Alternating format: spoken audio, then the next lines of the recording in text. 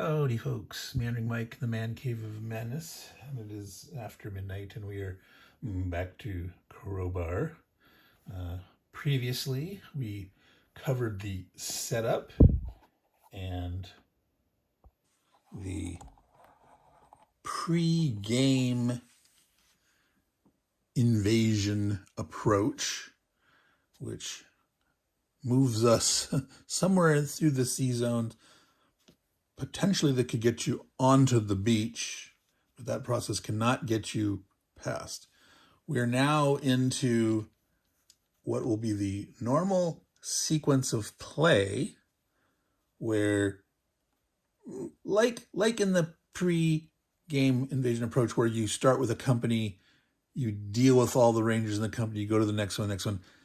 This is a little different in that when you go to do a particular company and you start with one ranger, you're not like in the pregame. We rolled 4 dice and we assigned them amongst the 4, 1 die per each landing craft to see how far it moved.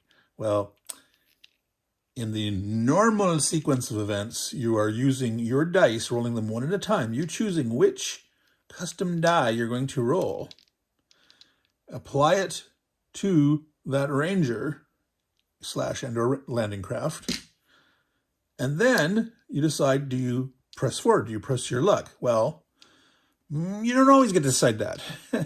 Depending on where the guy is. If you're at sea, if you're on the beach, you must press forward. If you haven't used up all 4 dice, you cannot consolidate. You cannot stop early. You must press forward.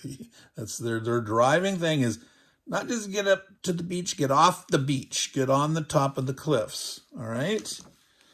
I'm gonna tilt down a little more here so we can see this guy, command bunker under there, okay? So you're gonna do 1 unit at a time, rolling these dice. What's gonna stop you? Well, we saw before, stop signs. Stop signs, okay? In the normal sequence of play, a stop sign means stop activation. That unit that's currently under activation ain't gonna go no more this turn, okay? You've got to stop. Your unit dies. You stop. That's it. Sorry, Charlie, it's over. Dude, you're dead, all right? Ouch. Otherwise, you got to keep going until you get to the cliff top. That's what your goal is. Then you could potentially stop if you still have dice left. If you run out of dice, that guy's turn is done for his activation, and you'd go on to the next unit. Once you're up in the inland zone at the cliff top or more, you can always elect to use a consolidate action, okay, instead of pressing forward. You can do that at the very beginning. Say, I am consolidating. Boom, I'm not even going to roll because these dice have some nasty stuff on it. And you might, my God, my unit's almost dead. I want to consolidate. Or once you start rolling and in the middle you say, hey, I'm not going to go any farther. I'm not going to push my luck. I'm not going to press forward.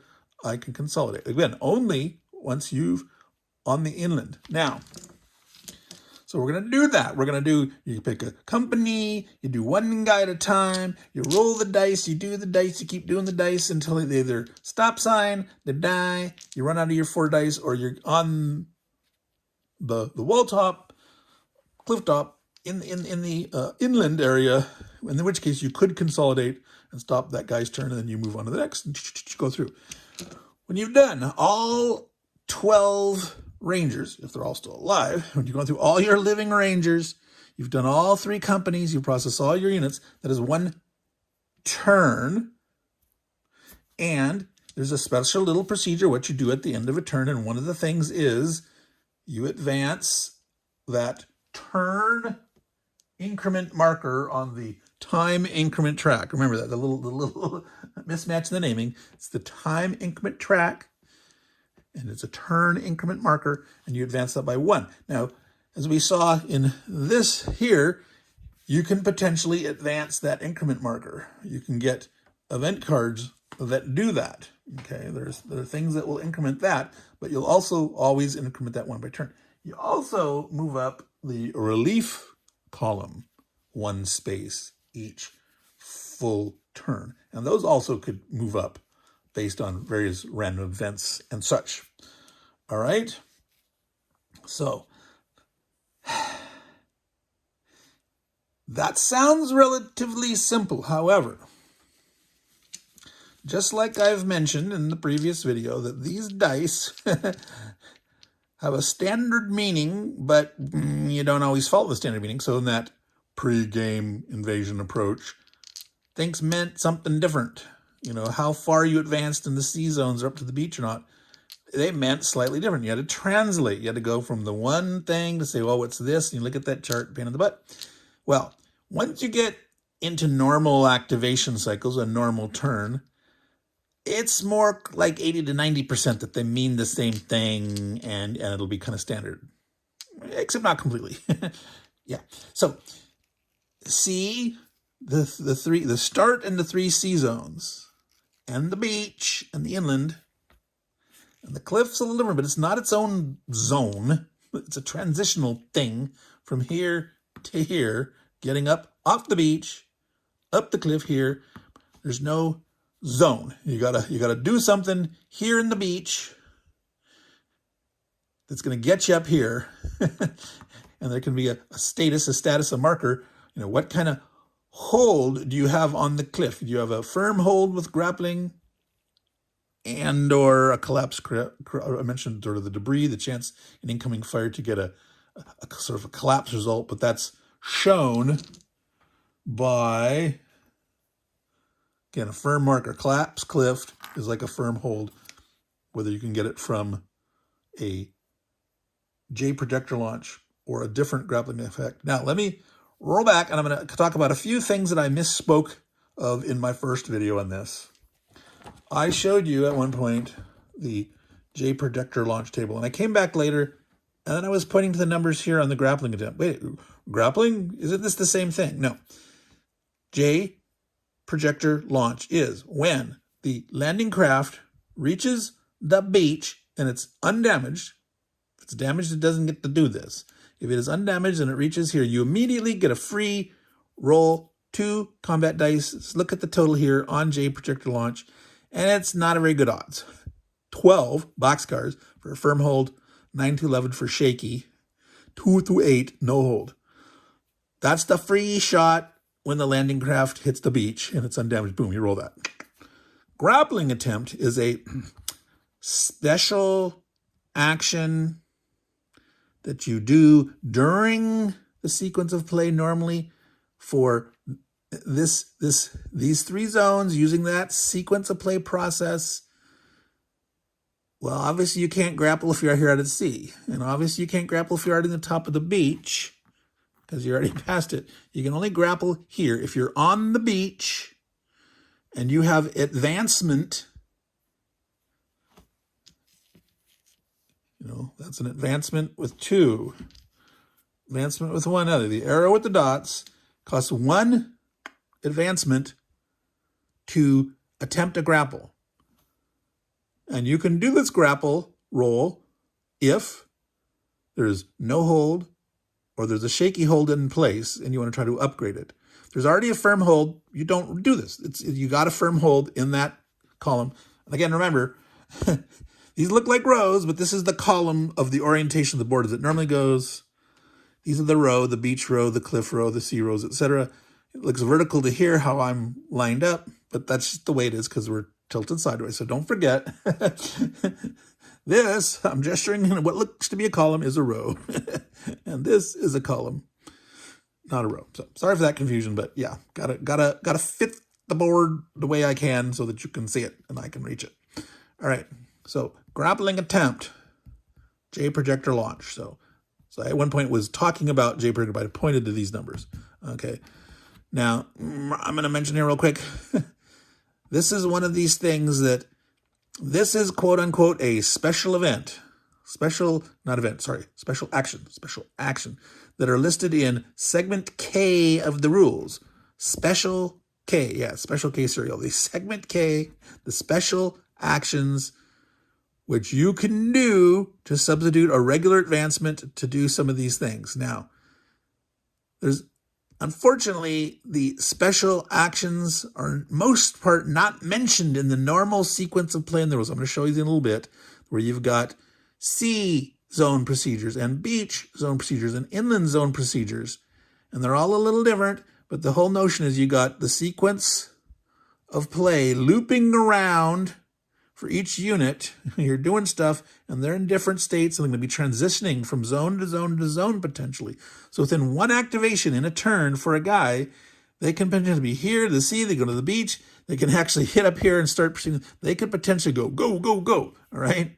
Now, it's rare that you go all the way from back here to all the way up here and get inland in one turn. Possible, but not likely. But you can get a fair distance up. Things can happen. But those special actions, most of them can only happen once you're inland. Some can happen on the beach. Unfortunately, in those beach procedures, they don't mention that you can do those special actions. You have to read way past, and those are in, like, the inland procedure is G, and you got E and F, and it's talking about these here.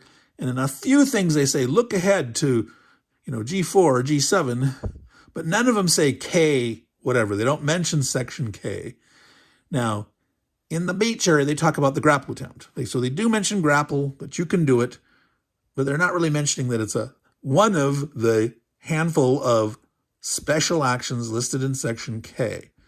So keep in mind when you're reading at this, before you start trying to play, like I'm just going to follow the sequence of play, go through. Well, yeah, read the sequence of play, read the sea zone procedures, the beach zone procedures, the inland zone procedures. Make sure you read all the way through section K so you know that it's there. Maybe read it again, and then that flow will make sense. This part of the rules could be written better. Now, I'm not going to... It's difficult. It's complicated, okay? And yeah, like I've said, I love me my Herman games, and I'm not sure, to what degree he wrote them, the developer wrote them, the publisher wrote them. These could be a little more finely tuned and be clear, but, I don't have in my mind like, oh yeah, easy peasy, I could rewrite these in 2 seconds. No, I'd have to think about it, but I do believe there's a little better way to present these that shows that cyclical flow, where there's the commonality, where there's difference. And I think somewhere there's a sweet spot of how to present these.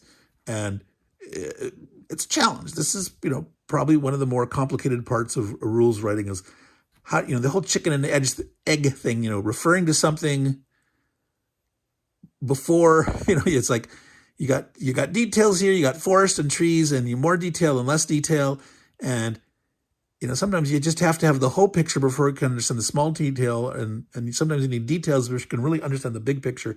And sometimes it's just really hard to figure out how to present those rules. So I'm not going to fault them too much, but a warning to you that you may want to, in that section of the rules, sequence of play. Now, like here on this chart, it mentions the special actions. It'd be nice if they include the rules reference, that this is section K, right?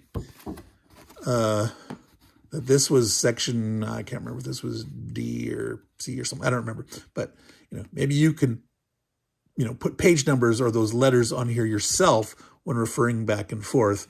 And on this chart, they've got, well, what do you do for press forward and consolidate? But they don't really say here, oh, well, you can only consolidate in this zone, not here. You can't consolidate down here. You can consolidate here. And that's critical. You can press forward here. Well, here you must press forward. That's your option. You can't consolidate. Well, you don't necessarily have to press forward. You could use a good grappling attempt. If you press forward, you got an advancement, you can grapple, etc. All right. So that little side there. Now, I was talking about my little boo-boo here of I think, I was talking about J projectile launch. At one point, I was looking at these numbers. There's one or two other things. I was talking about this incoming fire, part of the setup. It's Operation Flash Lamp. It represents the bombing that happened ahead of time. And I think what I said was, if you have 2 incoming fire markers on a cliff hex, that you can reveal one of them. That's not correct. what the rule is, once you've placed those incoming fire markers for Operation Flash Lamp, you may reveal one incoming marker in any of these cliff X's that have one. If there are two, you can only reveal one of them. That's the rule. Okay. Now, I decided I wanted to have maximal coverage on the cliff. And so for these 6 German units that were here, I put 2 each. So I was revealing one for each of those where I had 2. Okay. But it wasn't that you have to have 2 to reveal one. It's like any cliff space that has 1 or more, you'll reveal 1. And only 1. You don't get to reveal 2 if it has 2. Okay. So hopefully that clears that up. And again, I did think I talked about the strategy. Maybe do you want to do more in the back, in the front? Maybe concentrate on a certain column, or you want to punch through or something. Because this column here, this closest column to me, that's where the most potential gun markers are, way up there. So maybe you're trying to zoom, blast right up there and get there as early as possible. So you might want to put more markers here and adjacent, because adjacentness is important for, clearing off dudes and having your own dudes advancing to support the other guy. So potentially if you want to penetrate as far and fast as possible, 2 adjacent columns potentially is the way to go. All right, so that was one little misspeak there. One little misspeak on the projector launch, and not a misspeak, but not an incomplete speak, or not a complete speak. I mentioned the 10 strength units versus 6, like this guy started with 6. This guy starts at 10, saying a 10 strength guy that has gotten down below 8 or less cannot be brought back up to 9 or 10. That is true of consolidate actions. Consolidate action allows you to get 2 strength points back on a unit. If you're down to 8 or less, that's as high as you can go from a consolidate action. And these guys here, these guys that started at 6 for the support, they can't consolidate back up past 6. However, there is a redeploy special action, and it's a special action because it costs 2 advancements, and it's only something that you can do,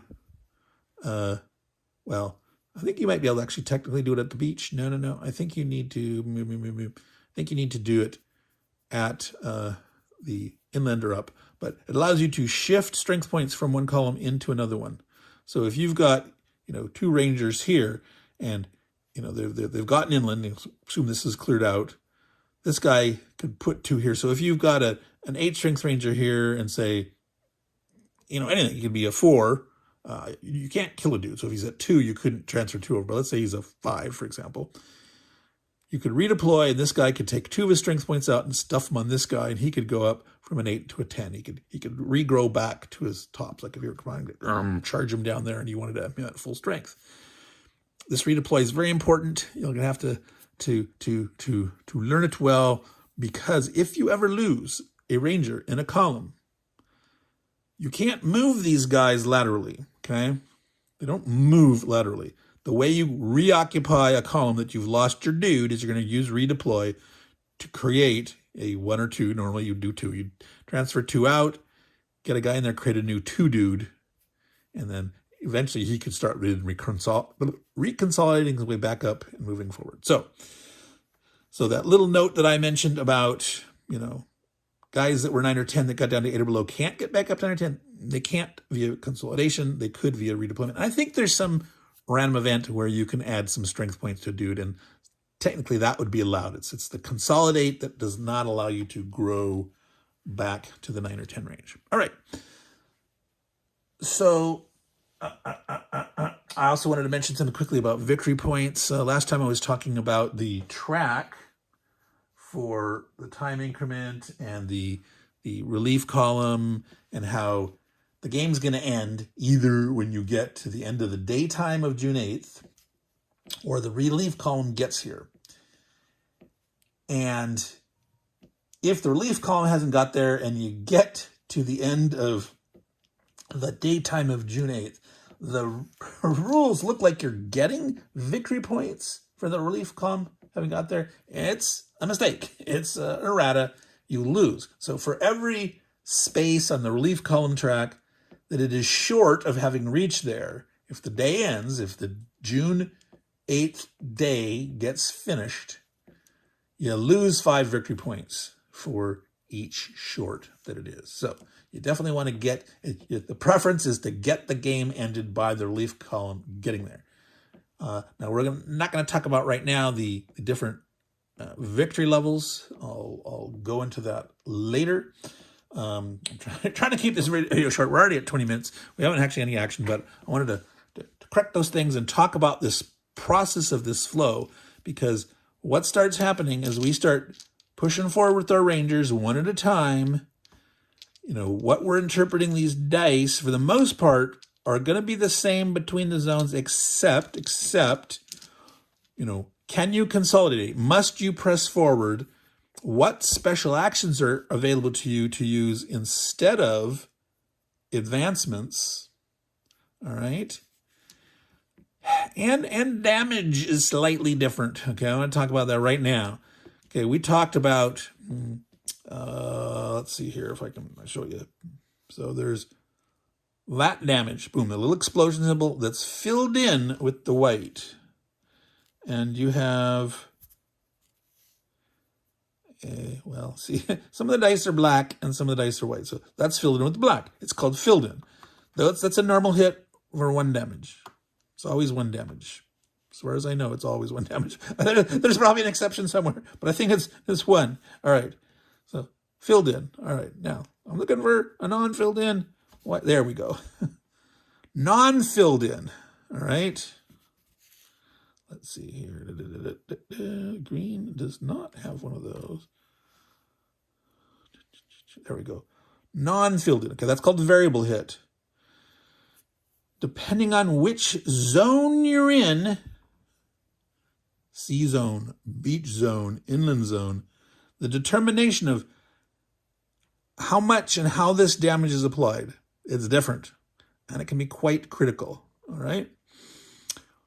It might be only 1 hit. It could be 2. It could potentially be more, I think, depending on if you're in the inland zone and you're way, way away from your rally point. So right now the rally points are all here at the start zone. And once you get on the beach and up here, your rally zone's automatically going to move to the cliff top. And once it's up here, it'll never go back, all right? And as you push forward and go, eventually you want to consolidate and move your rally point up.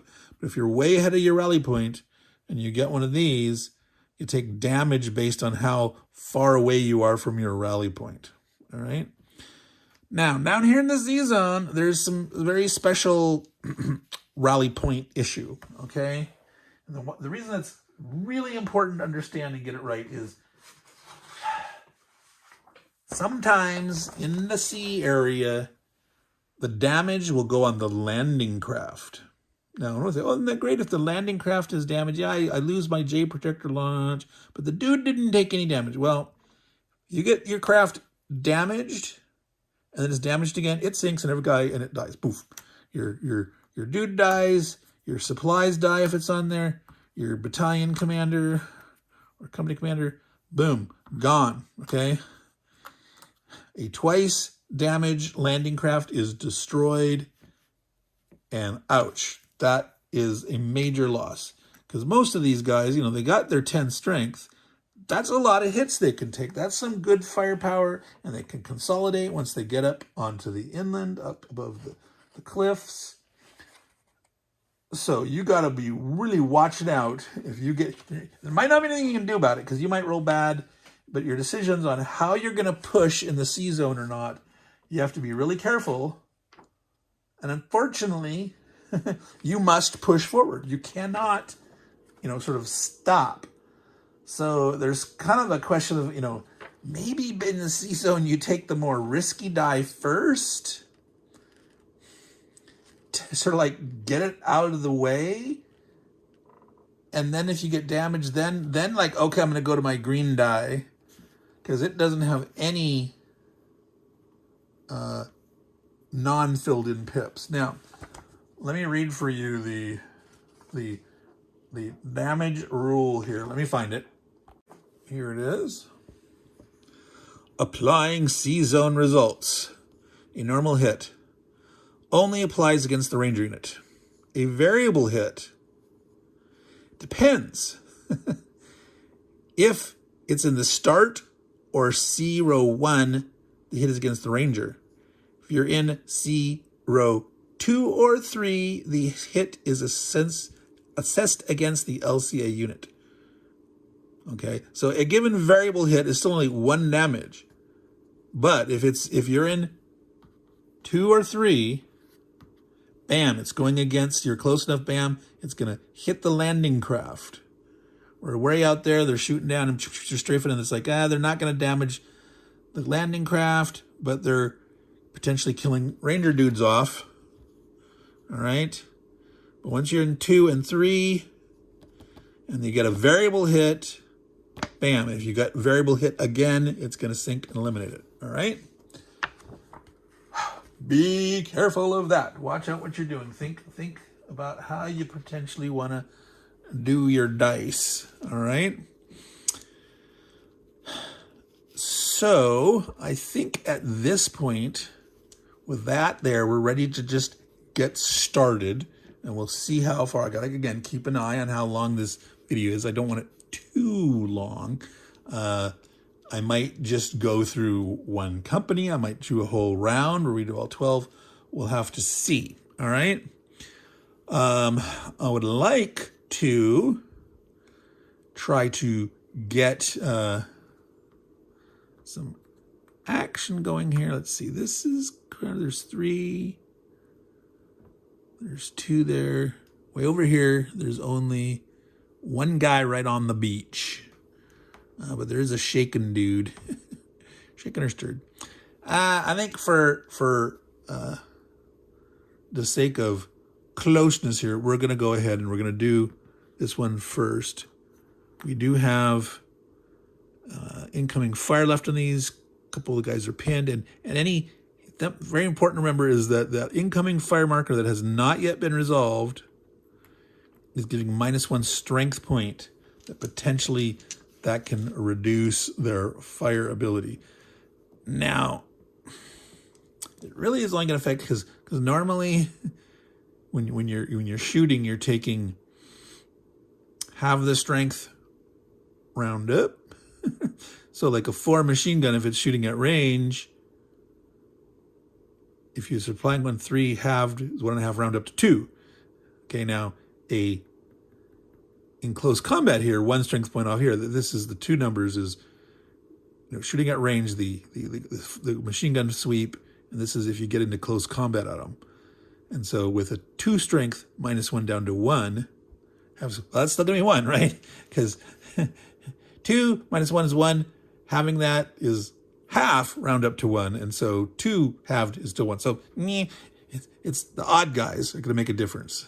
This odd guy with the 5, with no -1 SP, it'd be rounding to 2.5 to 3. Well, this is going to put to 4, rounding down to 2. So the 5, the 3, those it'll help. Now, if they get flipped over for some other reason, then it might help because then they might become odd because of that. Now, I want to quickly talk before we get into this because we're going to start moving and we're going to transition from zone to zone. One of the things that's... how do you reveal these? Now, we had that Operation Flash Lamp. We revealed some of them. Another way is to do recon in force. Recon in force is not on the dice, all right? If you are at the bottom of the beach, at the bottom of the cliff, and you have an advancement, you may elect to, instead of trying to climb up and scale the cliff, you can elect to do a recon in force to reveal one of these markers. That might be an advantageous thing. Hey, what happens with this marker? The problem is with these markers is some of them go away. You just remove it when you flip it over. Like the pin, they stayed, right? Okay. But if it's not revealed, they're reducing their strength. If you reveal it, it no longer reduces their strength by 1. So it's a mixed bag. It's a double-edged sword there. If you want to recon and force, it might help. It might be a hit that might damage immediately. Could crumble the, get that critical hit and crumble the cliff there, getting a nice firm hold for climbing up, etc. Now, so recon and force. The other way is if you just dive in. If you get up to the top and you're jumping in, you're going into close combat, you're going to reveal these markers, okay? So just charge in, boom. That's another way. Just like, forget the recon and force. Now, something else you can do with a special action, special K, is a hasty fire. And a hasty fire is shooting, supporting fire, where you roll your strength, 1 halved. So like a 6 strength ranger would roll 3 dice. A 10 strength would roll 5. And you have to be, in this case, you could shoot adjacent. If you're up on the cliff, and say you're here, you can shoot an adjacent guy to the side of the front. You can do hasty fire to anyone adjacent. If you're at the bottom of the cliff, you can only hasty fire up. And you're rolling 1 combat dice for each, half your strength. Oops. And if you roll a 5 or a 6, the hasty fire allows you to put a incoming fire marker on there. So it's like I'm suppressing. Now, you can sit there and spend a lot of time like, I'm going to hasty fire and get a marker on, then I'm going to later recon and force to try to reveal it, and then if I don't like it at all, you could just sit there shooting for a long time. That's going to waste a lot of time. Most of the time, you're going to want to plow ahead with these rangers, get them up onto the cliff, get up there, okay? Yeah. But there are times when it's like, no, let me try this hasty fire or the recon and force. Okay, and again, those are special actions. They're not mentioned in the part of the rules where it's talking about here's the sequence of play, here's these 3 beach zones, and here how they're the same, except there's some differences in terms of consolidating or not, and what variable hit means. So, like I said, go read that special K rule. Go read section K. All right. So, let's go ahead and do this. All right. So, I'm going to start with this guy here, just because there's no one in front of him. They've got a commander, and this is on the commander. He has a bunch of abilities. He's a battalion commander. He's Commander Rudder. So besides the normal abilities that, maybe I'm gonna wait for him. Trying to decide. All right, we're gonna go here. We're gonna start here and just go this way in this case. Okay.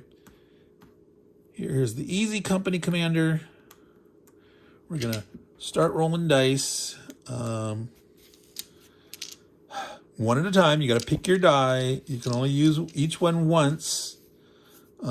Potentially, if you get advancements, you can bank them. You really only make sense to bank them once you're at the beach, trying to go up here, or as you're advancing, there's certain obstacles. Oops, sorry. Like here's barbed wire. That costs an extra advance to get across. Normally, it's 1 advance per space in this normal sequence of play.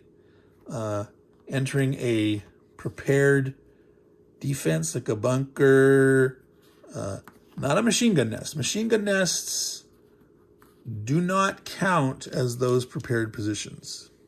So machine gun nest, gun emplacements count, casement counts, flat gun counts, I believe. This is the command bunker, that counts. Those cost an additional 1.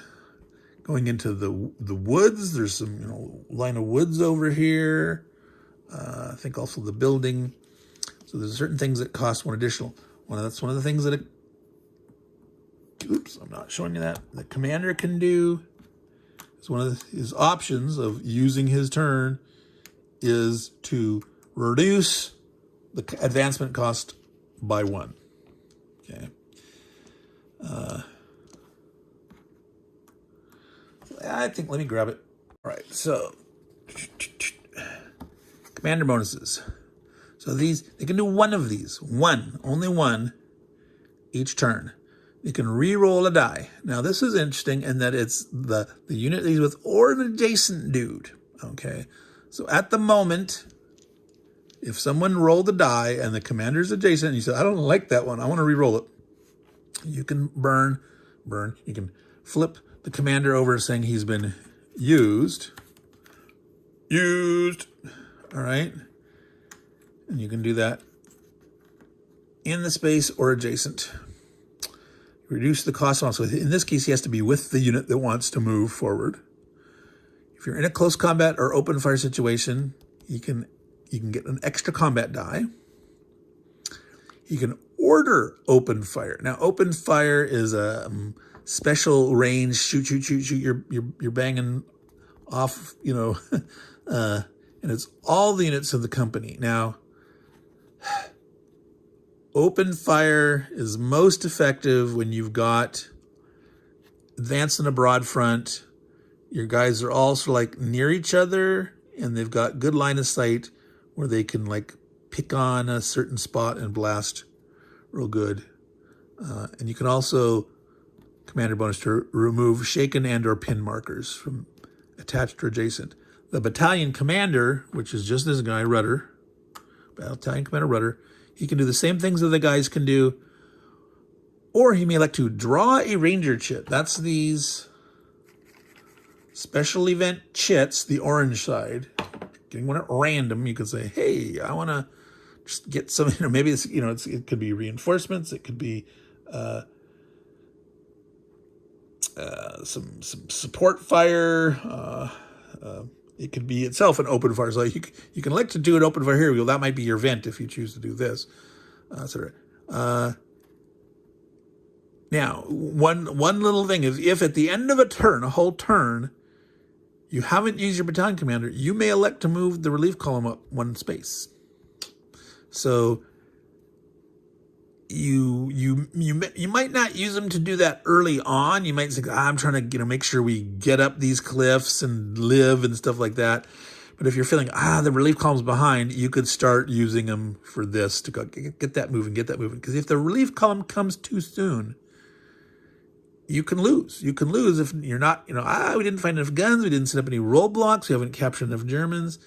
So I didn't mention that yet. I'll mention that real quick here. That there's a number of different ways you can get points. One of them is prisoners of war. When you're fighting the Germans and you're killing them off, when you remove them from the board, you can get 1 or 3 victory points for prisoner of wars. Now, if they were on their full strength size, when you blasted them and killed them, you got like 2 hits in your combat, you get 3 victory points. If they were on their weakened side and you only 1, okay? So if you are doing things where like you chip them down and you chip them down and finish them off, you're going to get a lot less prisoner of war points. However, it's often going to be much easier to just chip them down and not like, I'm going for the big overkill battle and I want to just blow them apart and try to get, more prisoners of war. I would not worry about that early on. I would worry about staying alive, making progress, getting places, clearing them out, killing whichever is most efficient combination of clearing them out and preserving your strength. And later start to worry more about, I want more points. Maybe I'm going to try to like gang bang and concentrate fire more and try to take units out that are at full strength all the way down in one blast. But if you worry about that too much, you might slow your overall progress down, as opposed to spreading the fire around and trying to weaken them, chipping them off here and there. So just you got to play it by ear, figure out in any given situation if it makes sense, altering your behavior or not of how you're going to fight these guys. All right. So that was the commander bonuses and the special battalion commanders and the fact that you can advance the reinforcement column. And while you might not want to do that too aggressively, too much, too fast, because again, if you make them show up early and you haven't done enough of your job, you're gonna lose. All right, so we'll talk about that victory point possibilities later. But all right, so we're actually here. We're only gonna move these guys up now. I'm going to do sort of like I was saying. I'm not going to start with the weakest die right now. I'm going to start with red. I'm not going to go for this. Oh, do I want to? Okay, so this guy has naughty stuff. Well, maybe use... I'm trying to think ahead. Like, if I go aggressive early with someone like this, and I early on get, the routed or shaken, that when I get around to the next guy, potentially the commander could remove that shaken or routed. Yeah, let's do it. All right. We're going to move this guy.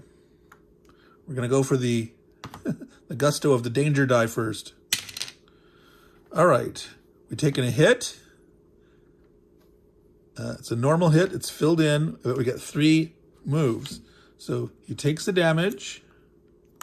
Goes 1, 2, 3. He's on the beach. The landing craft is undamaged because that was a normal hit and we were in the first zone anyway. Start or first. Second or third is where you can get the landing craft damage. He gets here, and now we're going to roll our J projector roll, okay, which is this really, really wimpy chance. Okay, I'm going to set this aside down here because he's used that one.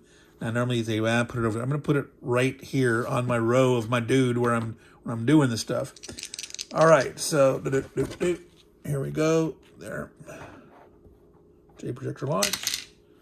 5. Yep, no good. No hold. All right. So he's done his first die, 3, and if we're on the beach. We have to keep going. We can't consolidate. We can't stop. Now I could try to, for example, now use the wimpier die, hoping to get 1 advancement, do my grapple, and then decide which die to use next. There's 1, 2, 3, 4. There's 4 different chances to get 1 on here. All right. Whereas the yellow has 1, 2, 3, double there, 3, 4. There's also 4. But there could be more. We could have leftover, depending on what we would get. I'm going to do the yellow. All right. We got 1 hit and 1 advancement. So, boom, we're going to replace with 8. Unfortunately, that's where you've got a little churn going through, having to pull off markers back and forth, back and forth. Okay, oh, by the way, this is removed. As soon as it hit the beach and we launched, you just take it off. All right. But we do have 1 advancement. So I think I'm going to roll for my grapple attempt here. And now this is much better odds, right? Only a 2, 3, does it fail? Because this is here, 4 to 6, shaky, or affirm. 6, well, we just missed firms. That's 6, 2, shaky. Shaky, not stirred. All right. So we got to keep going. We've done yellow and that. So, well, might as well try the red. Okay, now one of the things I didn't mention is if you get the stop, you got to stop. You end your activation. If you use up all 4 dice and you never rolled an actual stop sign, that's called an exhausted activation. That means you exhausted all 4 dice. And actually, that's an okay thing because that means you can take off your shaken for free. All right. Is it also the route, or does route require something special here? Let me find it. So, according to the exhausted activation rule, if you get through all 4 dice, you have, the first 2, obviously, if you roll the stop sign, you stop. And that last die you roll, if you didn't get the stop sign, you've exhausted all 4 of your dice. You can remove the shaken, not a router, just a shaken for free as a little bonus there. All right. So, and you got to remember that shaken status is different than a shaky hold. They should have used a different name. There's a little, a tenuous grapple hold versus a firm or something like that, where this is shaken or routed. They shouldn't call that shaky. Just, too close, too much confusion room there. All right. So, yep, let's do the 2 dice to see, because if we can roll the 2, we can go straight up. If we just roll the 1, we can bank that and try to get up with this. I don't think we want to try to get up there. All right. So, I mean, we could, attempt to do the recon fire and that kind of stuff. We could try to re-roll the thing to get spend 1 more point to try to turn it into firm instead of shaky. It's like, well, it's 2 to go up, or do I spend 1? And what if you fail again to get? Now, if you're at shaky and you roll firm, it'll upgrade. If you roll shaky again, it's no effect. If you rolled another grapple attempt and you rolled no hold, it doesn't remove this. It doesn't get worse, right? You can potentially upgrade, but you can't get worse. All right, so we're gonna roll. Oh, we got 1. We're taking another hit. We're getting chewed up. I think we bank it. So as long as this rolls a thing, we can get up there. All right. So here we are. Oh no, we rolled an increment. So that means that it's a no effect in the sense that there's no damage, there's no event card drawn. There's no event chit drawn. Sorry, but it's a event card drawn. And that's my little. It'd be nice to have a different name between event cards and event chits. Call one an event and one something else. I don't know. That's one of those, again, a little confusing. Could have been better if you figured out a little better name that's a little more appropriate. All right. So again, the clock means draw an event card, and the reason there's a clock on there is these event cards have the passage of time. All right, they can increment, they can advance the relief column, or they can advance the German counterattack track. So, maybe they should have become event cards, but they should have been not time. I don't know. So there's a name we could think of. Now, one thing I didn't mention is that with the event card deck, you're supposed to burn 1 card. You don't use the top card. You set it aside. You don't reveal it. So you don't have in the first go through the deck. You don't have all the cards, but you don't know which one it is. So you draw 1 time increment. All right. All right. So that was one dude. One dude of this company. Okay, now it'll go faster once you're used to it, and I'm talking through it and all that stuff. We can go a little farther and faster, but there we go. I'm gonna do this guy over here, and by the way, because we didn't exhaust, we didn't get, there is no stop sign on the green die, so that's one thing to think about. Like all these other ones have, well, does the yellow have a, yes, the yellow has a stop sign. The black has 1 stop sign, but it has nasty routes and shaken. The red die has 1. So green die, you're not going to stop. So if you exhausted these, use these first, and you get to your green die, you're going to get that bonus to remove your shaken for free. So that's one possible thought. If you save your green die, and if you are shaken or you get shook up, saving this for last, if you didn't get prematurely stopped by these, that you can get rid of that shaken. So potential strategy there. So we're going to do this guy. I'm gonna go for the big nasty. I don't know. Is there something? Seems like a dangerous thing to do to me, but I don't know. Let's find it out now. Let's get it done and over with. Now there is only now. The other thought though is this has no variable. That well, see we're there. Our odds. Well, you could get they're gonna get at least one advancement. If you take a variable, you're gonna get at least one advancement. We're gonna get onto the beach out of the craft. So in this third zone here, doesn't matter.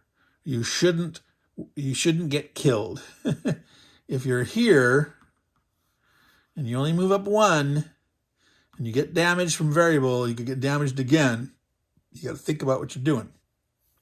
But here it doesn't matter. Now it does mean if you're damaged, the craft, you won't get your free projector launch, but that's such a wimpy chance anyway. Man, but this has a rout and a shaken, lots of damage. I'm going for it. Let's get the big die out of the way. Oh, well, we got the variable hit, but that also means, though, this got damaged. He is not damaged, all right? So this took the hit.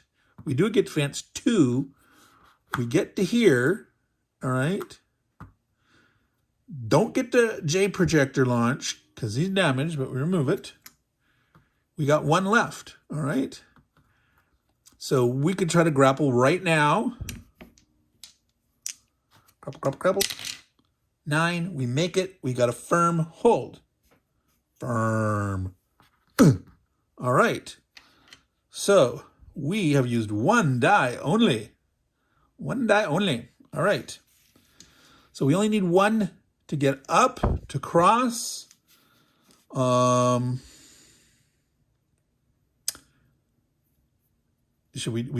do this. Let's use this one. There's no chance of getting the premature termination. I mean, yeah. I mean, we could roll something like the no effect event card, and then when we roll our next dice, we get it. But right now, we cannot be stopped by this die. We have this chance to advance. So let's do it. A 1, no damage, and R. So this is a ranger event after. So the position, the letters are always after. The damage is normally always first. You know, that's good. You do this and then you advance. I don't think, well, there could be a damage after the fact, but maybe not. Maybe I'm just hallucinating. All right. So we get to advance.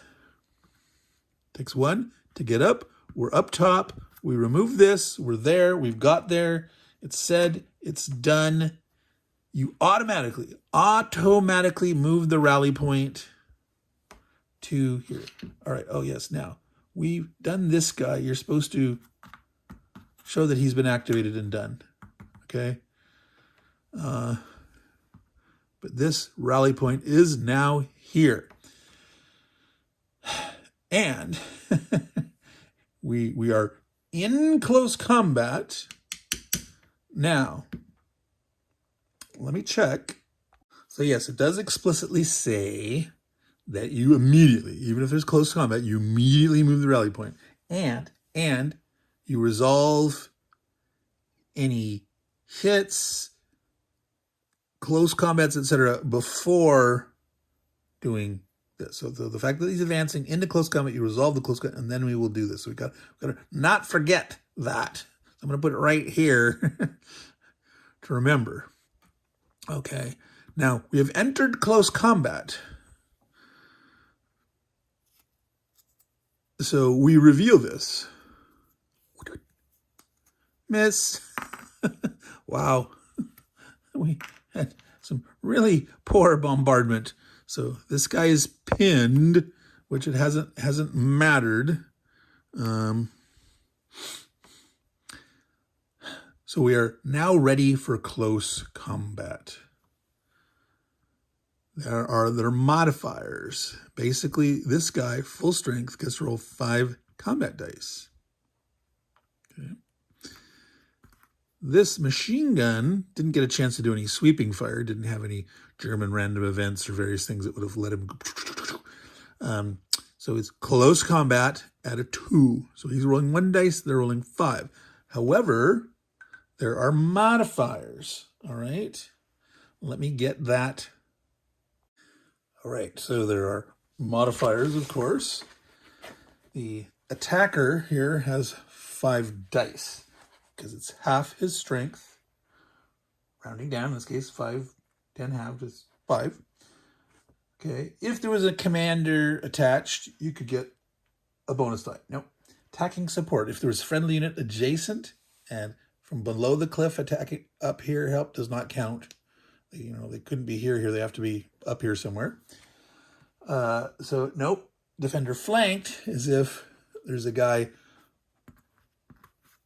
past. Like if there was a dude here, that's an extra one. He'd be adjacent, but you're flanked. All right. Now, to get that support, the supporting guy has to equal or exceed the strength.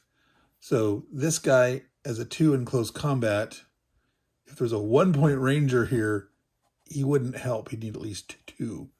Now, I'm assuming it's that the fact that there's the strength points equal to the fact that in close combat, it would be the 2. It does not unequivocally say that.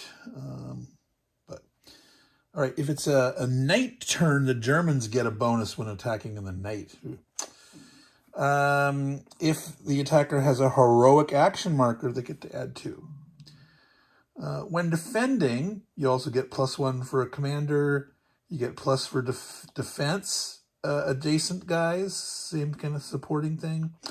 +1 for prepared cover terrain. Now remember, these machine gun nests are not considered prepared cover terrain. If they were, that would have cost us 1 extra to move in there. Like, so moving up the command bunker, that's going to cost more to get up the cliff. Neither of these are considered prepared cover, and so they also don't get that extra 1 bonus on defense either. And the defense gets +1 die if the attacker crossed the cliff. So he is going to get a bonus die for this guy having crossed the cliff. He gets more chance to do more damage. Does get -1 because he's pinned. That is, if you are pinned or shaken, you lose 1 off your combat strength. All right. Now, of course, when attacking, you get -1 for a shake. You can't attack when you're pinned. If you're pinned, you can't be advancing into the combat. So this guy has 5. This guy has 2 halved to 1. Adding 1 because he's coming up, but losing 1. So he's growing 2 dice. He's rolling 5 dice. So it looks quite nice in the favor of the Rangers here. Now, oops, grab that chart again here.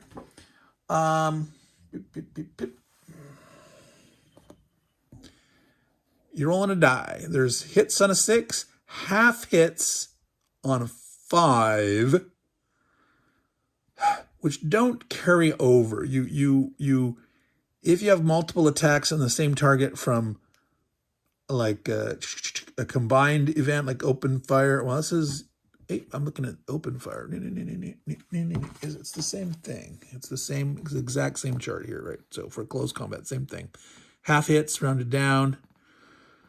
Morale loss means calculating retreat or not. If one side of the other is eliminated, the winner, yay, he won and stays there. If nobody is killed, you look at how many morale losses. Whoever suffered the most against them must retreat. Now, you always retreat back towards your side. You don't retreat past the cliff top, though.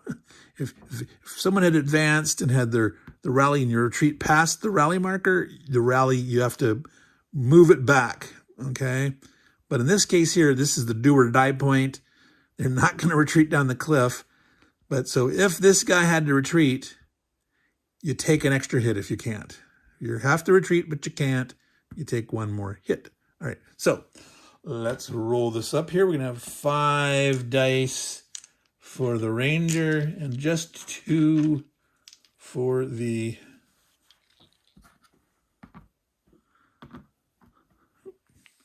Remember here, we're only on our second die. This guy, after this fight, he still can keep going. He's got 2 dice left here, all right? So let's roll that there. Oh, bam, bam. Bam, lamb. All right. So 1.5 hits. 1.5 hits. We're going to ignore the half hits in here because we don't have any follow-on fighting. So they're each going to take 1 point of loss. And he rolled a 4. He did not. So this guy has to retreat. All right. And I believe when they retreat, they lose the pin marker. So he has taken this. He succeeded in pushing that dude back from the cliff. Let me verify. All right. So it appears that the pinned marker stays with the German unit through the end of the turn. Okay.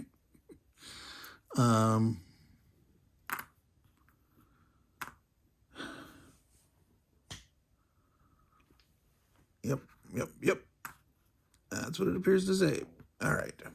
And it wasn't easy to find because you have to go and look under the operational flash lamp in the setup, and then it says, oh, go refer to section N3 on these effects. Then it says, oh, for pin, go back and see the rules on open fire.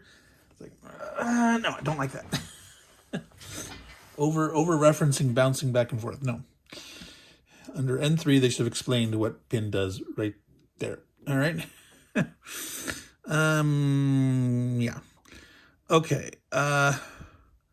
Now, so this guy's still pinned. He's retreated. He still has dice to roll. Now, one of the things I'm thinking about doing, though, is I'm up here. I'm there. I believe, let me double check. I believe any unit can consolidate, or is it a special K action? Do I need to get an advancement? And that is establishing Rudder's Command HQ. Rudder's HQ. There are certain events that if you don't have Rudder's HQ established, you don't get the benefit of them. And they're pretty nice events. So, yeah, I think I want to do that, but I got to verify here. Let me check. All right, it's not a special K action. It is a consolidate action. Therefore, any unit that can consolidate can do this. They can have Rudder's HQ placed as long as it's not already placed and Rudder's on the map. He does not have to be on the beach. He does not have to be on the cliff. He just has to be on the map. He's not dead or wounded. When a leader gets wounded, they're put on the time track to come back.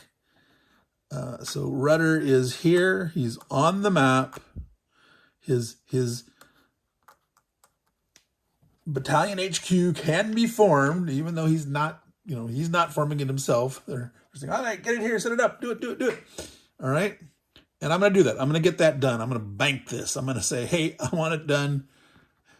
And here be it. So here's me rally point, and we've got Rudder's HQ set up there. We're going to stop. Even though we had 2 dice, he could have tried to gone on and fight. And this guy here is adjacent, and there's guns there. But I want to get this done. I'm going to use a little bit of caution there in terms of I want to make sure I don't miss out.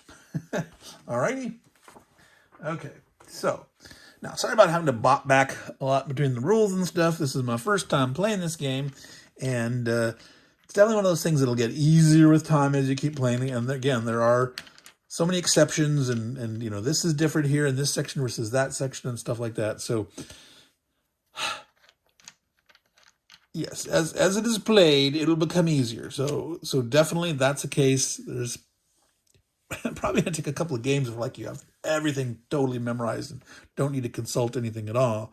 But yeah. So we have done that guy. Okay, so he's done now, but this is where his rally point is, but he's finished. All right, and we will go on here and let's do this guy here. All right, so we are back here in this zone. In this zone here, you can't get hit by fire on the landing craft. The LCA, the landing craft assault, cannot take hits directly. So maybe we take a risk from here. So again, that this guy doesn't have any variable hits. All right. But maybe we say, hey, the fact that a variable hit is not going to damage the landing craft in this first row.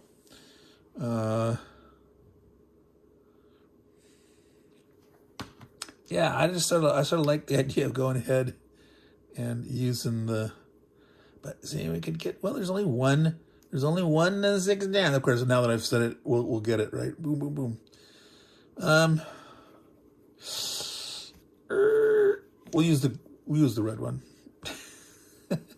All right. 2 advancements and a G. That's a German chit. Oh, that's right.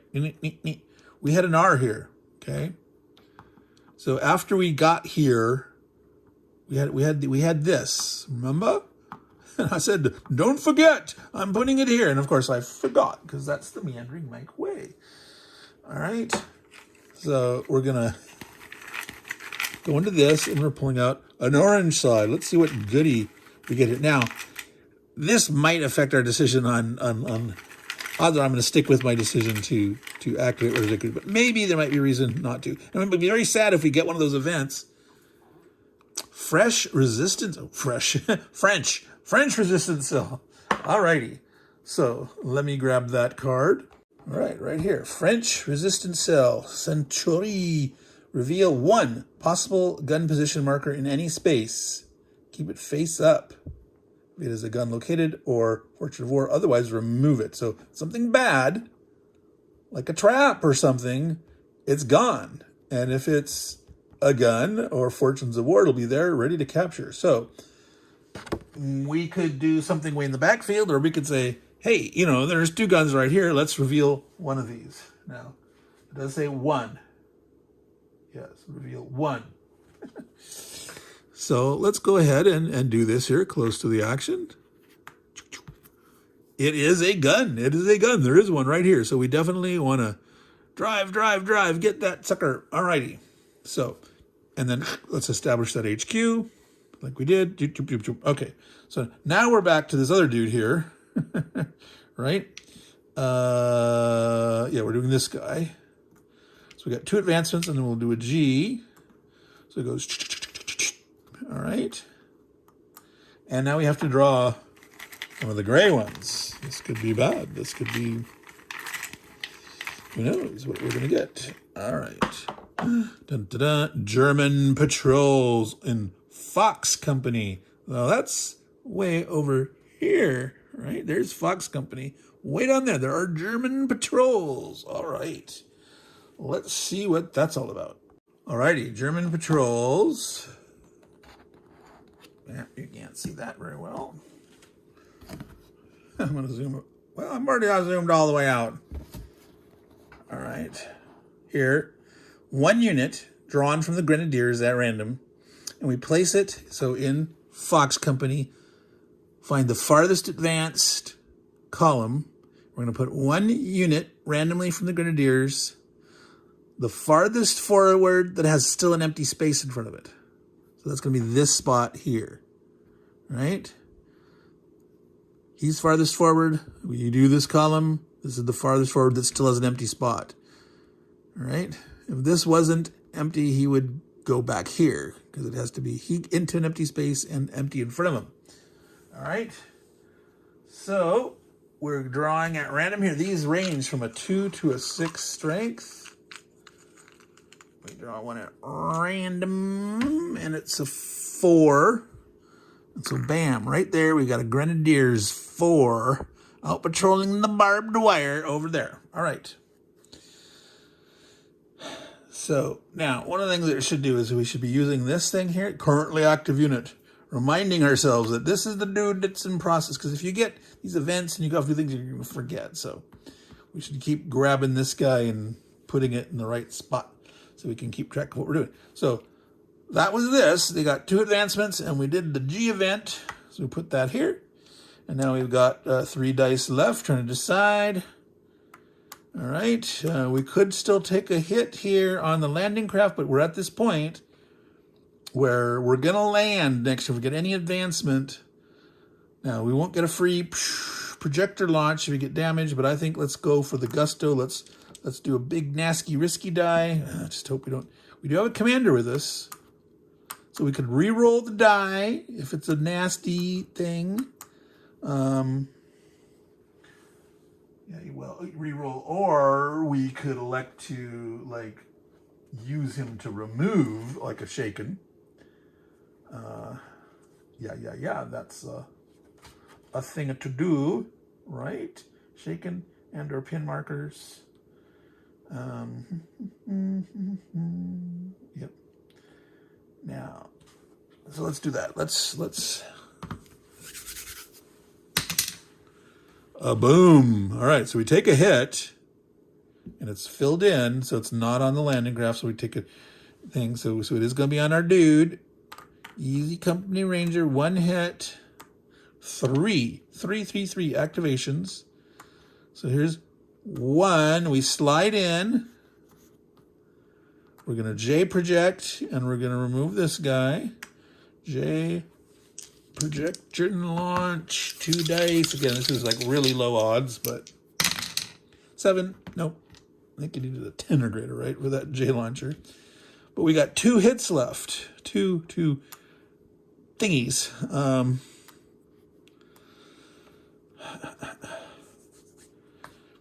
Just totally makes sense to do your own manual grapple for 1, because it's over a 50% chance that you get a firm, and then 1 and 1. Now this, however, is going to cost an extra. This does cost an extra to get up this cliff. Now we could use the dude here to reduce that. We didn't have to use him to re-roll or anything. This was totally fine. This is like great, actually. 1 hit, but you're gonna take hits to this game, man. If you want to take no casual, this is the wrong game for you. Dudes are going to die. Remember that intro. 225 of Force A landed. The end of June 8th. Less than half were still standing. All right. I think it was like 90.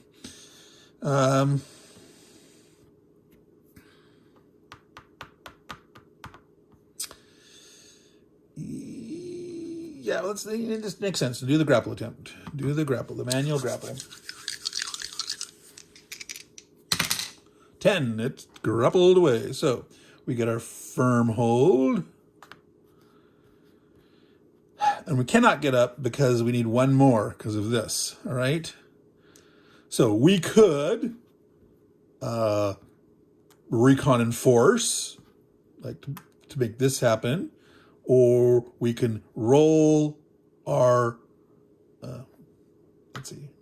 What do we do? Yeah, we read it. So we have 2 dice left. And see, we can go for the green. We can guarantee no stop. Minimum 1. So we're going to bank it. We're going to bank. Okay? So we're banking our 1 here.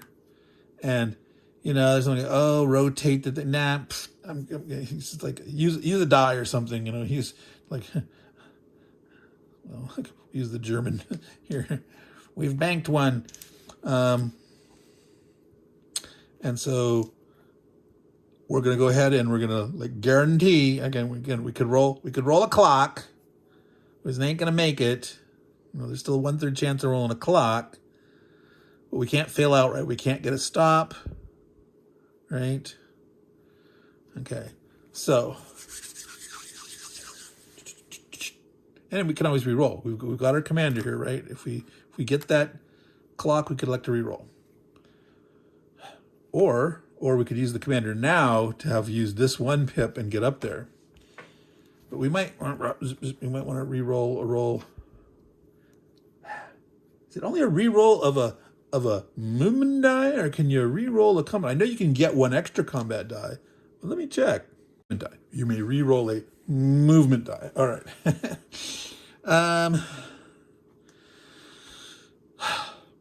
Let's push our luck. Let's. I mean, obviously we're having to go forward. We have to continue, but we're going to roll this.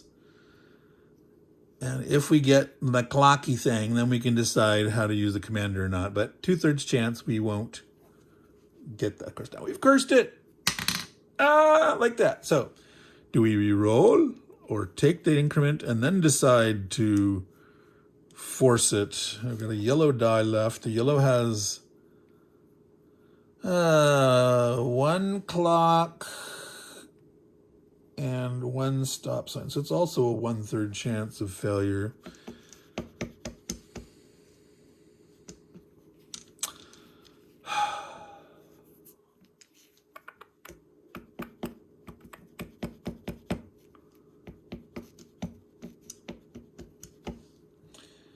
Well.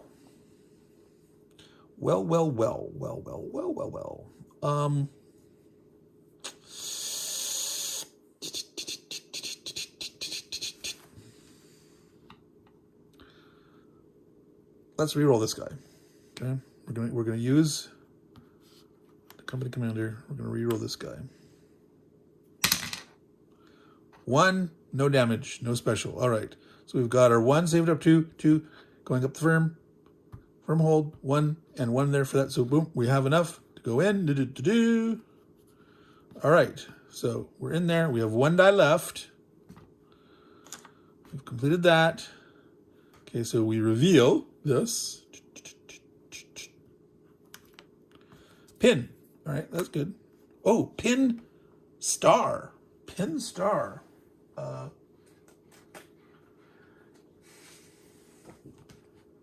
Pin star. Is that a critical pin? That if we got, I don't know. I'm not familiar with pin star. All right, the asterisk means critical hit. It's not just on a hit with an asterisk, but a pin with an asterisk means a critical hit. Now, in that Operation Flash Lamp, that means, oh, the cliff, because you're only doing that bombarding cliff guys, the cliff has collapsed. Anytime after that, like now, if you reveal it and has the asterisk, it does not mean that you do anything with the cliff, all right? Instead, this seems kind of a limited weird thing, but if there is a possible gun marker, you know, one of the face down guys with the question mark on it in the space, this would destroy one of those. Okay, and if those happen to be a gun or a spoils of war or victory, whatever it is, you can score the victory points right away. So it's potentially, this could help you, you know, get credit for and kill off that thing before wiping out all the units in there. Odd little thing, but so no effect in this case other than it is a pin. The critical hit does not do anything. This will reduce this guy's combat ability here because of the command bunker. Now, I'm assuming a command bunker cannot retreat. I don't know if it says that, but I'm just going to rule that off the top of my head right now. No retreating of the command bunker. All right, so that was the reveal as we close combated. So we are in here, and just like our little combat over here, we will do this here now. The difference is we are at a 9 strength, halved 4.5 round up, still 5 dice. This guy has a uni-strength. It's not hyphenated. It's not ranged sweep / close combat. He has a 4 close combat ability, halved to 2, But he's also getting a die because this is a prepared defense. But he's losing one because of the pin, but he's adding one because this guy came up the cliff. So in this case, it's 2 plus 1 minus 1 plus 1 for going up the cliff, right? So it's 3. He's getting 4 halved to 2, adding 2 nets with 1 minus is a 3. So 5 versus 3. Alrighty, now, I guess you could rule that the command bunker don't retreat, and if it supposedly has to, it would take an extra hit and die. All right, so 5 for the ranges. Let's see here, I have to free this other cup because I put all the grenadiers in it. I need more opaque randomizer thingies. So what do we say? We said 3, right? 3 dice, 4 halved 2, adding 1 for the cliff, adding 1 for the prepared defense, subtracting 1 for the pin. 3, yes. All right, so let's roll the Garmin. He gets a half hit. Now, the thing about, oh, that's right. We got up here. The rally point's here, and he's not going to retreat. If this guy had to retreat, and he can't, you take an extra hit. But you'll fight another round of combat. You're in here close combating, and if the Rangers have to retreat, but they're not going to retreat off the top of the cliff, they take that extra hit, and you fight a whole nother round of combat. So if the Rangers are weak and bad in hitting, they could just get slaughtered all the way down to nothing if they're weak. So be very careful about going up a cliff when faced with it. You have no choice, though. Remember, in this part, you must press forward. Half and half equals 1 and a morale hit. So yeah, remember the star is a 1. All right, so they'd get a hit on him. He is flippulated. I really don't think, I'm just going to rule this way, guys. I'll find it later to see that, but I don't think the command bunker would retreat. This don't make any sense to me that a command bunker can retreat. Machine guns can retreat. Even the flat gun can, roll itself back and stuff. The bunker itself is not going to retreat. All right, so it took a hit, and it has to retreat. It can't retreat. It's going to die. All right, that's my declaration. We'll go on the prisoner of war. It started at full strength for this combat, full strength, so that'll be worth 3 victory points. All right, so this is removed. He got up here, and he's got a die left. All right, so he could consolidate and get 1 point back. Oh, we should have the commander with us, who's been used. We did a re-roll. So he's done his thing. Well, actually, that's the thing, is right. If you go down to 8, you can't just consolidate back. So maybe you want to consolidate now. Now we can. We can elect to consolidate, just like he consolidated to establish his rudder HQ. This guy could get his strength. There's nothing up this column until the very end. We could keep pushing forward, but I think we want to be here to help support this guy in the next turn. Now, we also could try to recon and force here, okay, which we'd have to roll the dice to get activations and then convert them to recon and force. So we'd have to get advances. We could open fire, but then he'd be shooting back with his 4, right? See, 2 in close combat, 4 there. So maybe we don't want to do that. We could hasty fire and add more things on him. Pew, pew, pew, pew, pew, pew, pile on incoming fires. Now, there was a limit of 2 for the Operation Flash Lamp. I don't know if there's a limit. I'll have to check that. So right now, I think we are going to, okay, we remove this because we're up the cliff. That's said and done. I am going to consolidate. That's our chance here that we can only, this is the only time we can increase this guy. We can't go back to 9 or 10 from an 8, but we can do that here. You can consolidate. And so that's ending our activation for him. So we are done with our dice. So we have finished 3 guys. This guy's rally point's still way back here. Oh, this guy's here. He's off. Okay. So he's the one guy that hasn't gone. Let's finish it up, and we're going to end there. We're going to do one company. Now, we've been explaining a lot of rules and working through stuff and talking about this and that. So, yeah. For the next video, I don't know if we'll do how much more of that, or if we'll just, have played through off camera the whole thing and then share with you any results that I found, and obviously correct any, misspeakings I may have done in this one or not, and look for clarifications on some of those rules and whatnot. But let's do this dude here. So this is our support guy with the battalion commander and supplies. Now, I know there's a low ammo thing that happens in the second and the third day, and supplies can be used for that, but there's something else that supplies can be used for, and I'm not really certain. Supply is one of those things that if they're used at the end of a normal turn, they replenish, so you can use them once per turn. I just haven't encountered that yet in the rules. Well, I may have breezed past it, but it's not in my brain at the moment. All right, so here we are. We're on C3. This is now currently active, so we're just real close. There's no one in front of us. Getting up here, he could help either side. That's really nice.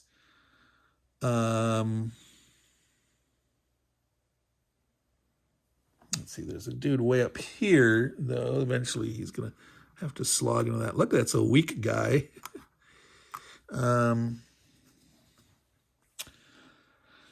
So how risky of a die do we want to do at this moment? I think we're going to roll...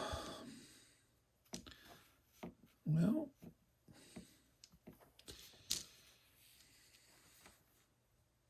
So he's on the beach. 2 guys got up on the cliff. He's going to at least hit the beach. We could go like the wimpy route and just guarantee that we're going to get there. Well, again, we could roll a clock, not get there, roll the next die. Now, he can do the reroll thing if he wants to. He can use whatever a company commander can do. And he has his little additional bonus here for the ranger chit. That sounds very interesting. I sort of want to do that. So it'd be nice to not have him blow his thing to say, hey, let's draw an extra ranger chit, see if we can get like boom, the extra bombardment, because we've got the HQ established. Let's see if we can get the mortar fire or a force B or C attack or whatever.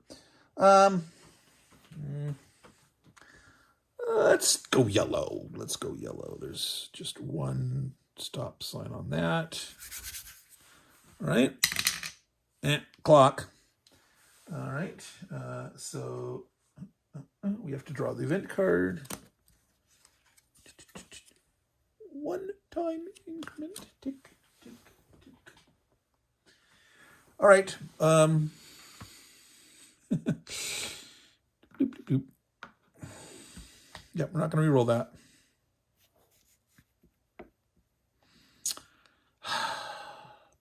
Big losses. He is just a little 6.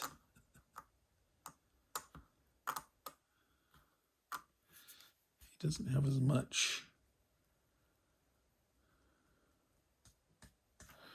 We're going to roll the red. 2 and a G. So we get up here for 1. Okay, we got one more and a G. So we're going to roll our projector launch. 6, nothing, simple, nada. All right, remove the support. All righty, now.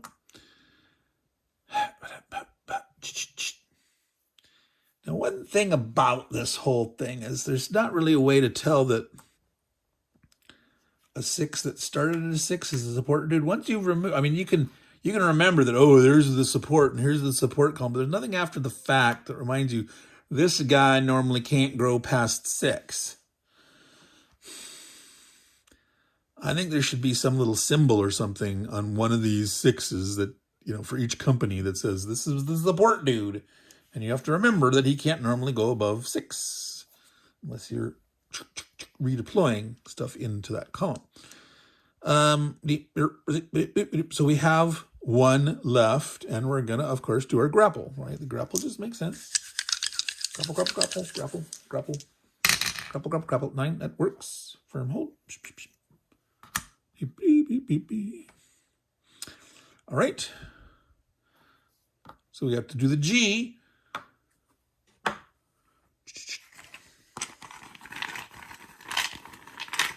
right, digging in here, looking for a great thing. Oh, concentrated fire against dog company. Well, dog is the middle section. Concentrated fire. What is that all about? All right, so let me grab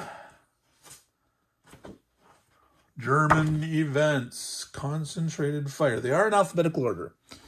Concentrated fire against dog company. Each German unit in the same column with the ranger from the indicated company with a ranger.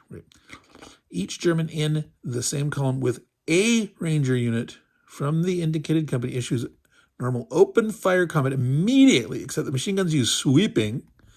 Does not apply against rangers in the C space, except for the German flak unit, which will fire in the closest LCA.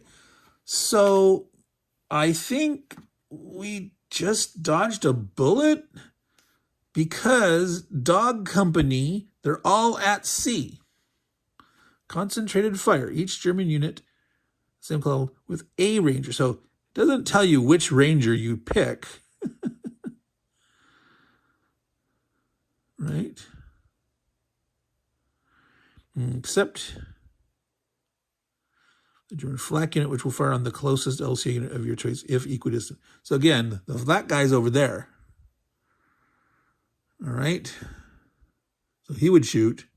Here, they don't shoot the C. There's no one on the beach or up. So this one is not going to apply. Dog company is all at sea. It's a good time to draw this here. Wouldn't be good over there. That flak unit has a 6 strength. He's naughty, naughty, naughty.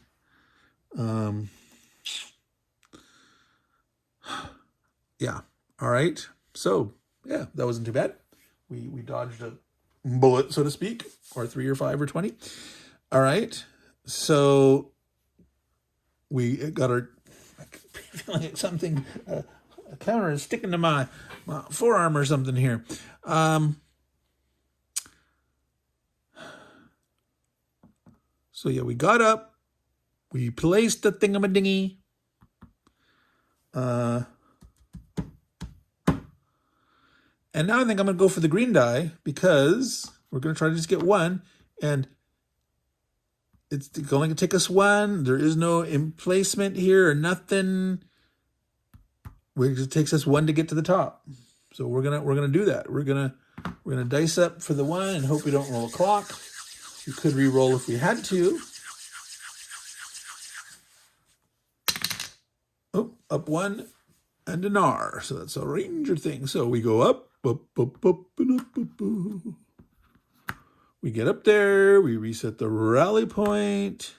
We remove this because we're up. We're done with that. It's said and done.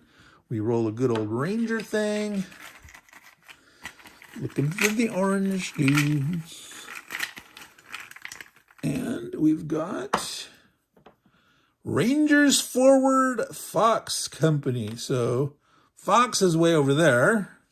What is Rangers Forward do? Blup, blup, blup, blup. I think that's the extra free move for like 1 or 2 guys. Rangers Forward. Any 1 unpinned ranger unit from the indicated company may immediately move 2 spaces if both spaces are clear, or 1 space if the next 2 spaces, if either of the next two spaces have an obstacle. Any resulting close combat are all immediately. This includes C spaces, which are considered to be clear. So we can move one guy up 2 spaces. I'm assuming that does not mean up the cliff. Blip, blip, blip, blip, blip, blip, blip, blip. That's an obstacle. I mean, it's definitely an obstacle, right? It's normally a 3-point obstacle if you don't have anything there. So we want to move one that's 2 away, right? Now it says anyone unpinned. We could, or we could have moved the shaken dude up 2. We could move the shaken dude up 2. Now. Do we try to get up here, try to get at closer, take out that dang flat gun? I think that's priority, right, folks? Priority, that nasty flat gun. So, yeah, this is the guy that would move up. Okay, 2 free. And since he's landed on the beach, we're immediately going to roll his projector. All right. Odds are not likely, but you never know. 6, nope. So this is removed. He's there. And that's it for that one. All right. So we got a free move out of it. We got up there. Not bad. So that was this. Right? That was our ranger thing. We've done that. Okay, we advanced. We have not yet used his good old battalion leaderness. So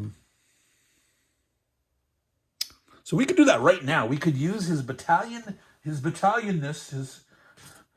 good old battalionness to may draw a ranger chit at any time as an additional available bonus. We could just get a freebie, one of those, for fun, for excitement. Sure, let's do that.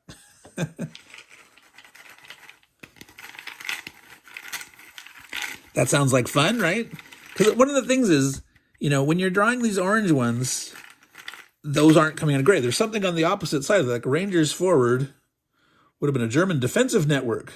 Right, ouch, whatever that is. Obviously more dudes or something, or they fortify something, or who knows what. So let's say, let's get this freebie here. What do we get? Open fire, low ammo, June 7th to 8th. So if it was June 7th or 8th, we'd have a low ammo concern. Fox Company. So again, this is that same one over there. They get to open fire. Now, this isn't great because they're not in position. It would have been great if it was over here, right? These guys. All right. So we've got to look at open fire. All right. So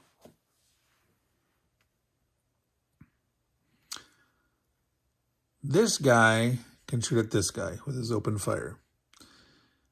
Now, normally it's the Rangers can shoot at anything they can see. The Germans can only shoot open fire in their column when they get an open fire.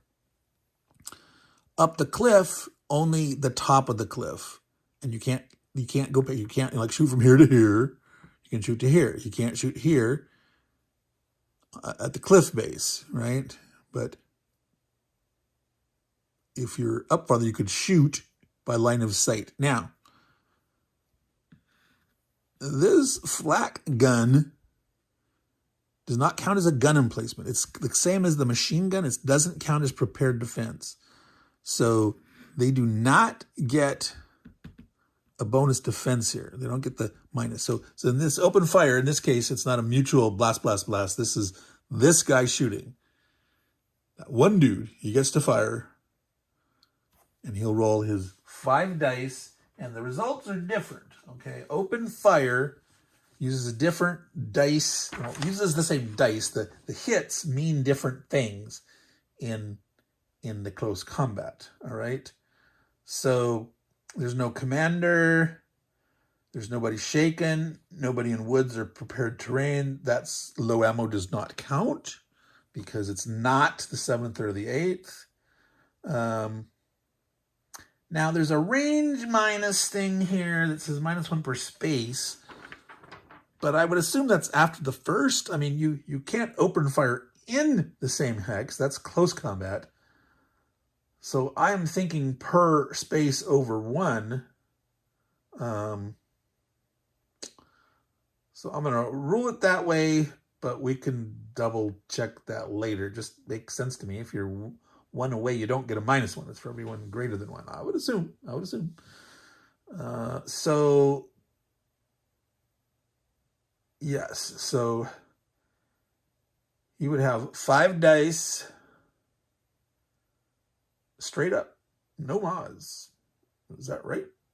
That's what it seems like to me.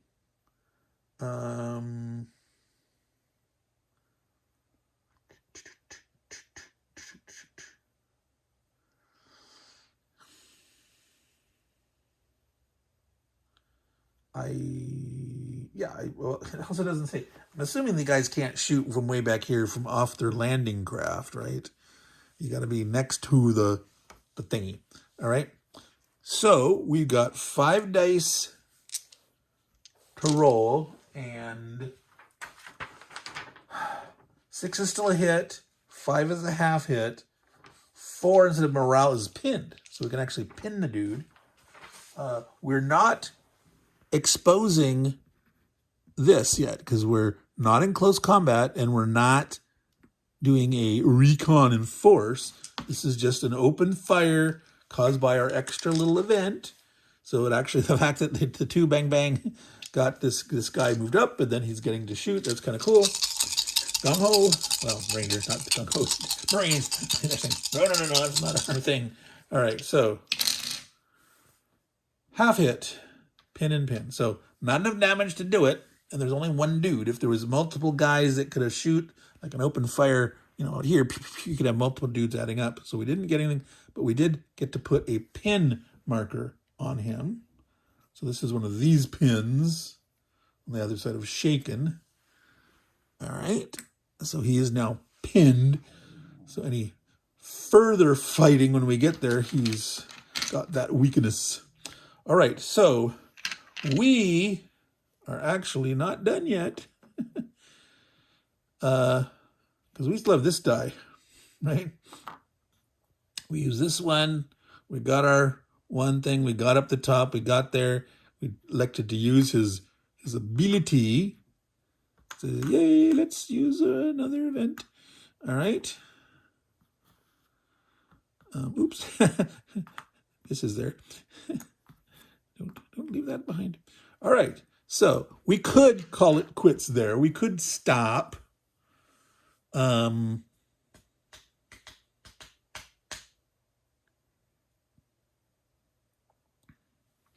could move forward.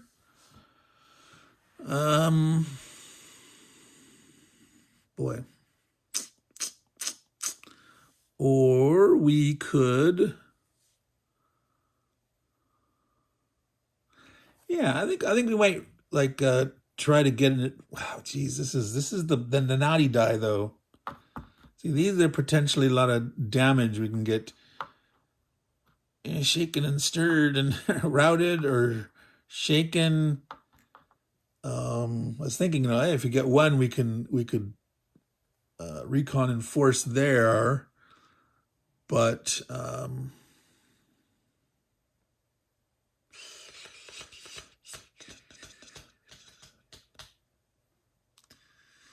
well, so this is the point where someone who's more experienced would have an idea like, I should do this or that, or what are the odds, or what, should I charge ahead? Should I stay where I am to help support other people?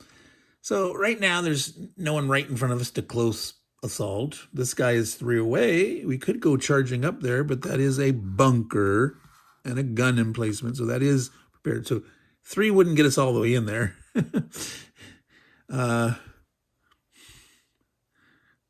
It doesn't seem too smart to move too forward. Now, getting up to here, this would mean this guy would have flanked either one of these in support here. It could help fire for either one and have them outflanked. Now, of course, if he's out here and these Germans get to an event where they can all open fire, oh my God, he's like, nah. So I don't know if that's the greatest idea. I don't want to like waste, but we can. I mean, we could consolidate and not actually gain anything. You know, like he can't grow. You know, he could if he had 2 results, he could redeploy. But like,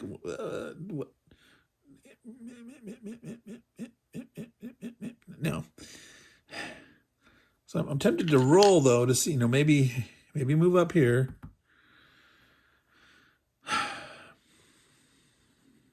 There's an outflanking position for, well, no, that'd be to this one. You have to be past the dude. So this would be supportive for here, but you'd have to be past. I don't want to go that far out. And you can't just open fire. You can do the hasty fire special options or the recon and force. Hit. The nearest guy is like 3 away. All right, let's roll it. Let's find out what happens. Right, let's see what we're gonna do here. Maybe this is not smart. Certainly, I would if I was down any strength, I would consolidate. Absolutely. But I'm gonna roll. Maybe it's dumb. Stop and an increment. All right, so nothing happens. We're gonna draw an event card. One more time, increment. Tick tick tick tick tick. And his activation is done, which it was anyway. Okay, now we never had any of these guys shaken to have to remove those if we did, exhausted the rolls without, getting a stoppy. So yeah, we're stopping there. Meandering Mike, Man Cave of Madness.